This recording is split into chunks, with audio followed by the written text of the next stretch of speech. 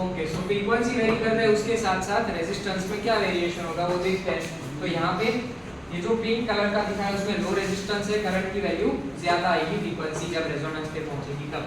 जब ये जो मैक्सिमम वैल्यू दिखाई वो रेजोनेंस की वैल्यू है। जब मीडियम रेजिस्टेंस होगा तो मीडियम रेजिस्टेंस में ऐसे ग्राफ आएगा, मीडियम रेजिस्टेंस की भी एक कर्व ऐसे बनेगी, लेकिन पहले से पीक कम हो जाएगी, उसकी मैक्सिमम वैल्यू जो है वो कम हो जाएगी।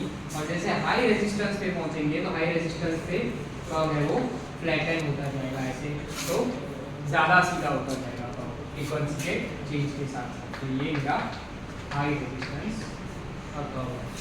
पावर फैक्टर, इम्पीडेंस, उन सब पे क्या असर होगी तो वो साथ साथ में देख लेते हैं। तो जैसे जैसे फ्रीक्वेंसी को वेरी कर रहे हैं, ठीक है, यहाँ पे मेरी फ्रीक्वेंसी है, फ्रीक्वेंसी को मैं वेरी कर रहा हूँ तो उसके साथ साथ रेजिस्टेंस में तो कुछ फर्क नहीं पड़ना है, आर है।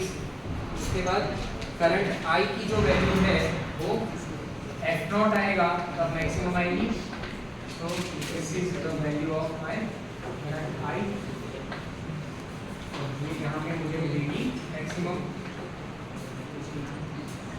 After that cos phi that is power factor, तो पावर फैक्टर की वैल्यू यहाँ पे यूनिटी होगी और यहाँ पे फिर कम होता जाएगा। So this is my cos phi power factor. यहाँ पे जो पावर फैक्टर है वो कैपेसिटेंस की वजह से होगा, सो कैपेसिटिव बोलेंगे इसको। तो this is the leading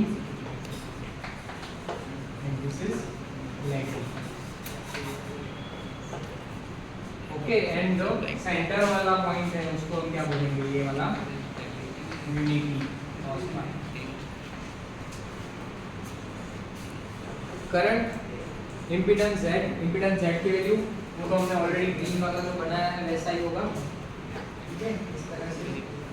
so at this point it will be minimum, so that's how the circuit will be then and the frequency change will affect the power factor. Power factor शुरू में क्या होगा, leading, फिर जैसे जैसे resonance frequency के नजदीक जाएगा और रेजोनेंस पे पहुंचेगा तो क्या हो जाएगा, यूनिटी दैट इज 1, और फिर इंडक्टिव हो जाएगा तो उसकी वजह से नेगेटिव।